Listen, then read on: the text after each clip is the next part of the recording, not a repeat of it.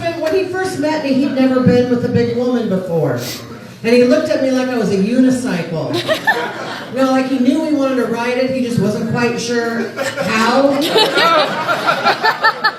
He's doing a lot better though now, he hardly ever falls off, so that's good. No, but he has a habit of scratching himself a lot. Like if he got murdered and they were scraping under his fingernails for evidence, they would say his balls definitely did it. And I'm sorry, but balls are ridiculous. I told him that. He accused me of ball shaming him.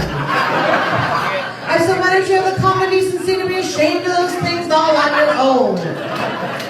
All right, you guys are looking at me like that, really? Let me tell you a little secret. Never in the history of the world on the third date has someone said, it's the third day, can't wait to find out what his balls look like.